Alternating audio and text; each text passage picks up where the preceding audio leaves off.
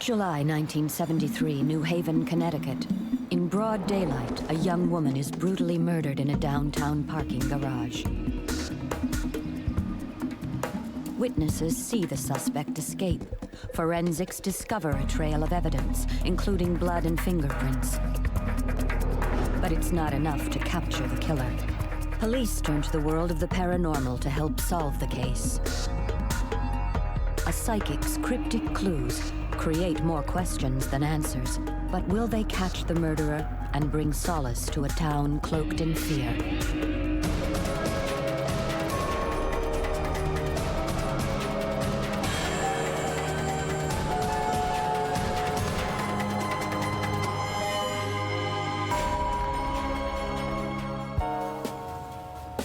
July 16, 1973, New Haven, Connecticut.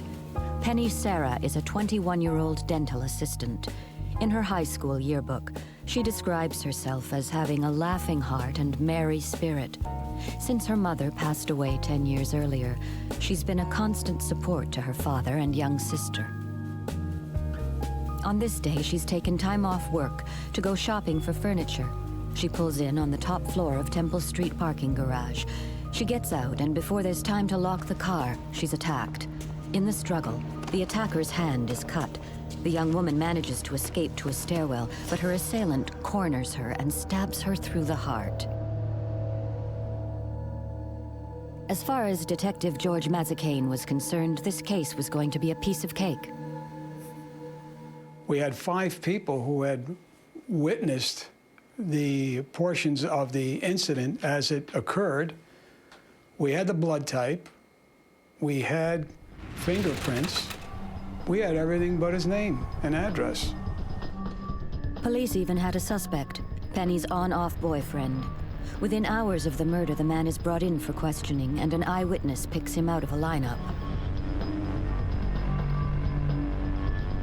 However, he had an ironclad alibi. He had in excess of 12 witnesses who put him in a restaurant at a grill cooking.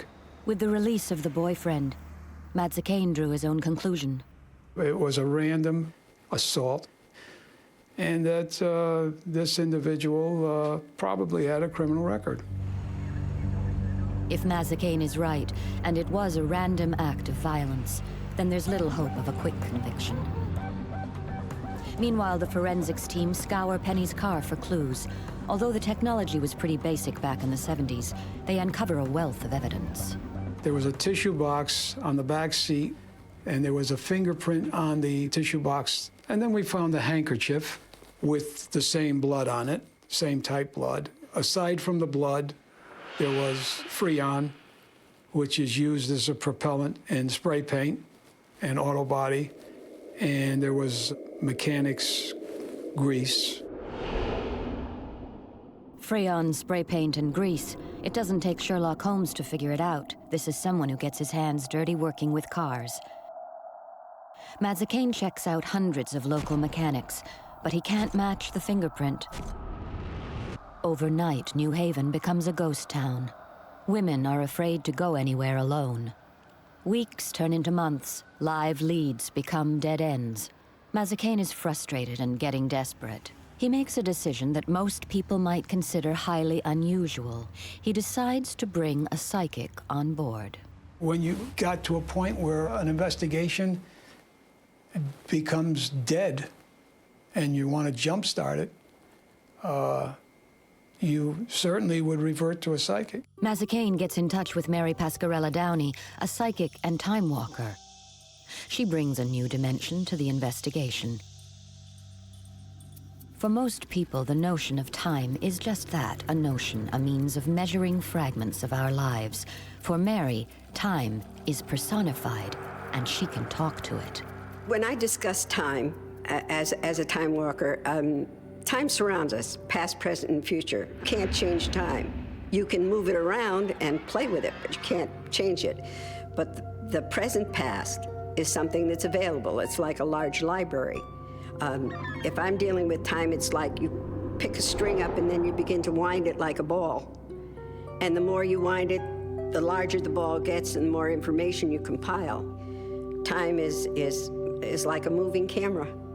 It takes pictures and retains things. And if you listen very carefully, time is like a verbal library. It gives you information. It defines things for you. Somebody asked me once what my impression was of time. And my impression of time is it's like a large ocean with lots of thought patterns that are boats floating in it. And if you really want to deal with it, you swim out to the boat, climb aboard, and gain whatever information you can get from that little boat. If I get an impression from time of a face, I'll draw a face. Mary's drawing is similar to an eyewitness description of the killer, but it's not enough to nail him. She does, however, provide some important but cryptic clues. I just knew blue was extremely important to the case because it kept repeating itself.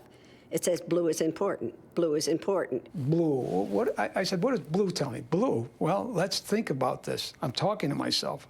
The car was blue. The incident occurred on the 8th and 10th level. Is there any blue up there? No. What does blue tell me? Was he wearing blue clothes? Did he have blue shoes on or a blue hat? No. Okay, so we'll file that. Blue. Sure, the car was blue, and Penny's dress was blue, but it doesn't identify the killer.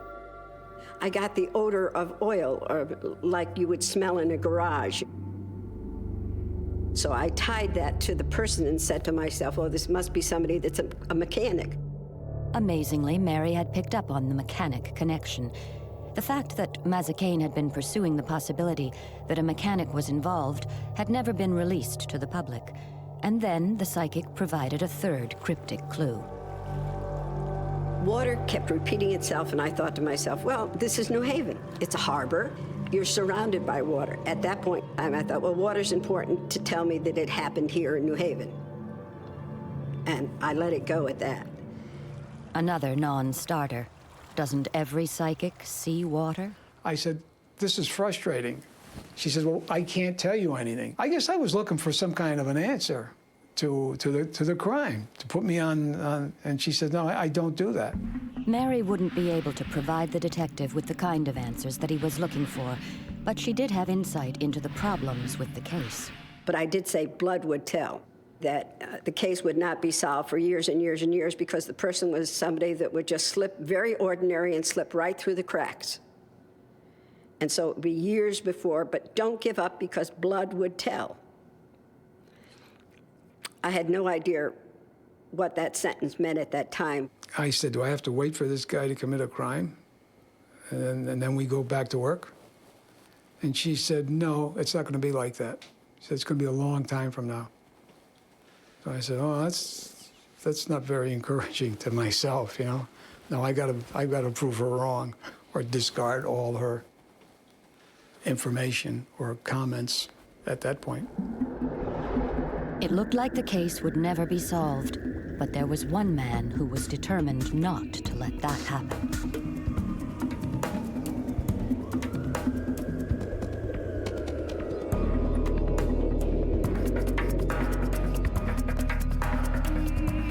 Detective George Mazzacane was hunting down the brutal killer of Penny Sarah. When he reached a dead end, he sought the help of professional psychic Mary Pascarella Downey. Mary insisted that the killer would eventually be caught, but the visual clues she provided were vague. The color blue and a sense of water were not hard evidence. Certainly not something he'd want to share with his superiors.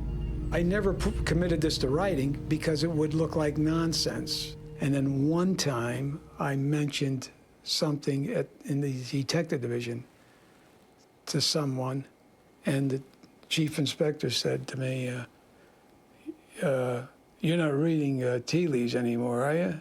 He said, I said, no. He said, well, when you get through with that, he says, I want you to go out and take care of something, get back to doing good old-fashioned police work.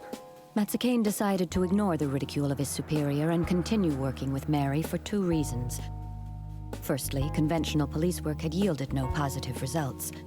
Secondly, he was under pressure from Penny's father, John. She said, I want to get more information on Penny. I want to hold one of her objects. Did you bring anything with you? I said, no. She said, well, I need some significant part of clothing. The dress she wore that day. I said, I'll get something. So I went back after this was a brief conversation. And I was interested, but I wasn't, I didn't have anything to chew on, you know? It was like, you know, like a light beer, I guess. Everything you wanted and less, you know? I guess they'd have to characterize it that way, you know? There's a lot there, but... And I wasn't surprised. I was interested. For their second meeting, Mazzacane brought Penny's father along. John Serra had campaigned to keep this case alive from day one. Every week, he placed ads in local papers in an attempt to find the killer. He did not want it put on the shelf and wait 20 years for someone to come in and confess to a crime. He wanted to know that there was somebody working on this case every day. And that was his mission, and he accomplished that. Mazzacane also brought a favorite coat of Penny's. The process of psychic reading through an object is known as psychometry. When you walk into a house, you either get a good feeling or a bad feeling. When you meet somebody, you either like them or you're wary of them. That's your energy reaching out to protect you. And it's exactly the same as any viewer that's out there has had the deja vu, that's met somebody and been cautious, that's gone into a house and couldn't wait to get out. This is psychometry. That's the world of psychometry. It's energy speaking. She began to talk about Penny and what kind of a woman she was and what she thought had happened, and kind of recapped what she had told me. The only thing that we did get from that was that I knew very well that it was somebody that had never seen her before, had nothing to do with them, with her, and that it was just a chance occurrence. Wrong place, wrong time. Mazzacane's suspicions are confirmed. Right from the start, he also felt the killing was random. After the session, Mazzacane and Penny's father had their own meeting. I said, what do you think after we left? I said, did you feel comfortable? Did you think she's a quack? Where did she get all this information? How did she? He says, I don't know. He said, but she's good. He said, I believe her. He said, if she can help, I'd like her involved. So I said, okay. She had suggested that she wanted to go to the crime scene and get some impressions of the person who did this. So he was all for that. He said, sure. And I thought it was a good idea. We'd come this far. Why leave that part undone? It's been over a year since Penny Serra was murdered. Conventional police work has produced nothing. Out of sheer desperation, Mazzacane continues to put his faith in Mary. And this is actually where it happened? Yes, right in this area here was where she bolted from the car and ran. Can this odd couple manage to grasp some psychic evidence from the crime scene and not only capture a brutal killer, but bring some solace to a heartbroken father? What witnesses said, he chased her up this way and then she ran.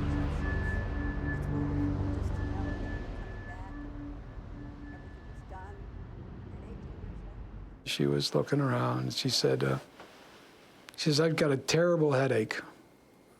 She says, I'm getting an awful headache on this side. I said to myself, what has that got to do with anything? Where's that going to lead me? Why was she getting a headache in the area where this guy was standing, where he was observed? Is there a logical explanation for that? When we got to the garage, the perpetrator began to become more clear to me as far as what he was like and who he was. So basically, I saw him in a uniform. I smelled the gas. I knew that he worked with a garage. I saw him wiping his hands on an oily rag, and I saw a uniform with a name tag with the letter E on it. And I knew that he worked in a garage. He was probably a mechanic. He was thin. He was wiry. He weighed maybe 160, 65 pounds tops, and that he had the injury to his head. I mean, that's a lot to digest and sleep on. I mean, you'd be talking in your sleep if you got hit with all that at once. For Madzikane, returning to the crime scene raises more questions than answers. My primary questions were what actually did happen and what really was in this man's mind at the time of this murder. And that's what this revisiting stirs in me. While we were in the garage, one of the things that was you were very aware of is that you're dealing with a girl that was very lovely. Penny Sarah was like a little rainbow. She reminds me so much of one of my children. Logical, reasonable, common sense, sweet and understanding. You could picture her fighting to stay alive. That was the one thing that really began to get to me, is I knew she fought to stay alive. And that really disturbed me. And I wondered why hadn't anybody heard her, because I know she would have cried out. I don't want to make this sound like I had a religious experience. Maybe I did, maybe I didn't. It was just a feeling that I had.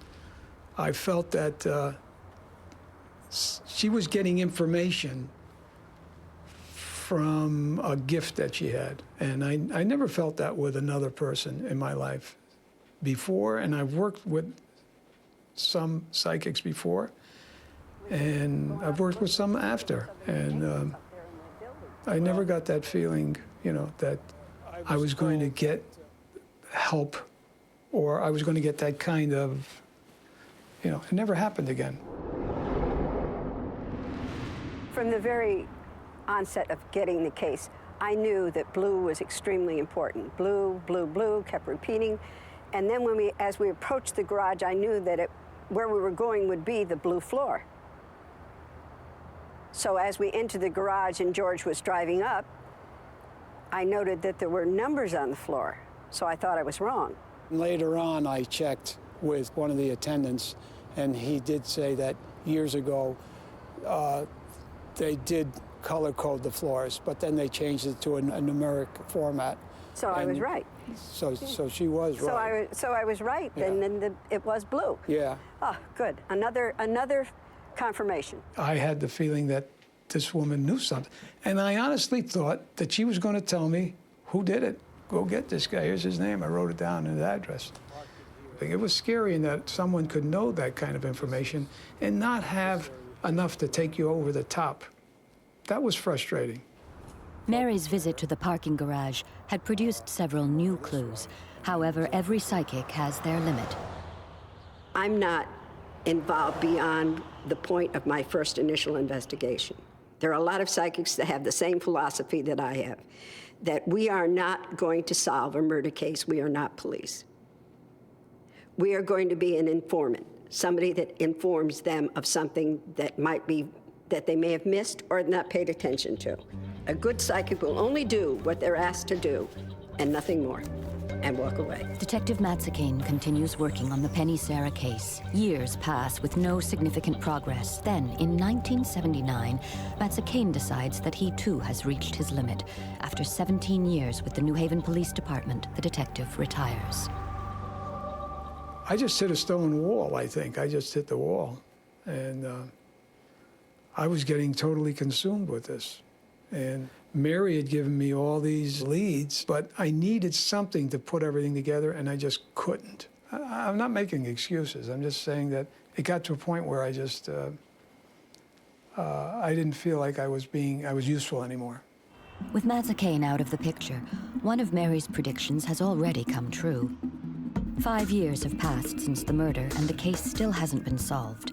In fact, it would be another 6 years before there's a break in the case. A woman calls the police and claims that her husband threatened to do the same thing to her as he'd done to Penny Sarah. The man is arrested and charged with Penny's murder. Is this the man Mary Downey saw in her visions? Will John Serra finally get justice? Because although it's been 11 years, the statute of limitations doesn't apply to murder.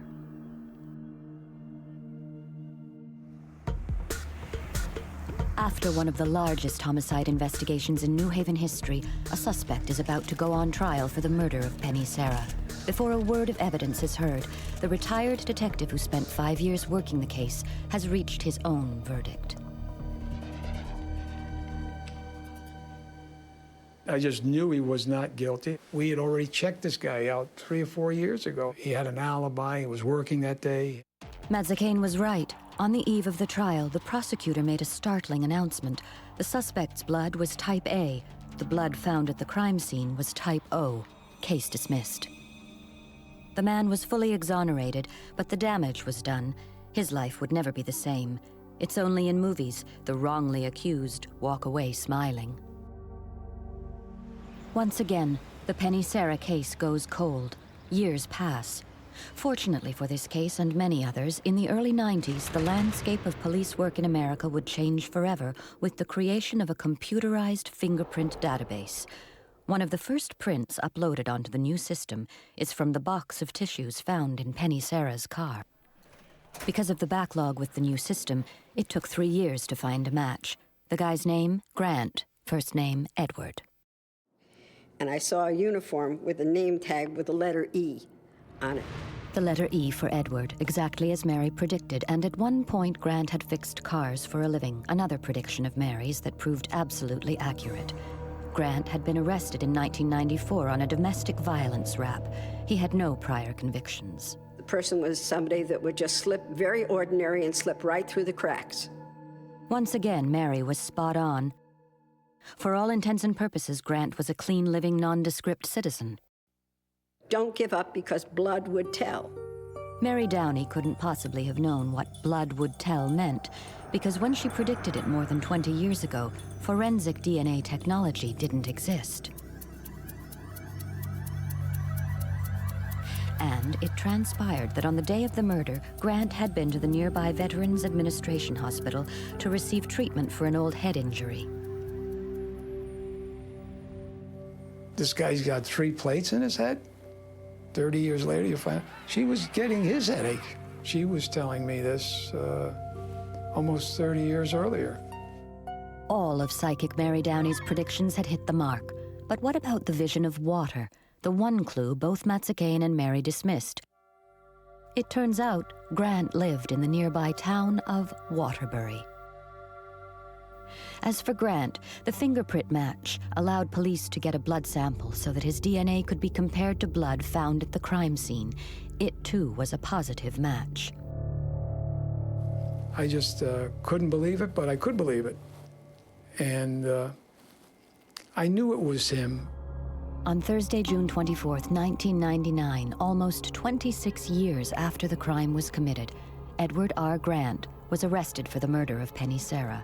In September 2002, he was sentenced to serve 20 years in prison. He won't be eligible for parole until he's 80 years old. Up to the end, Grant maintained his innocence, so we may never know why Penny Serra was murdered. The tragic irony of this story is that Penny's father, John Serra, a man who had devoted more than 20 years of his life trying to help bring the killer to justice, died just 8 months before Grant was caught. I could see John going to heaven and saying to God, "Now listen, God, it's been all these years, and Mary said that this was going to be solved, so I want it solved." And God said, "Okay, we'll take care of it." And that's what happened. They say truth is stranger than fiction, and in this case, the truth was very, very strange.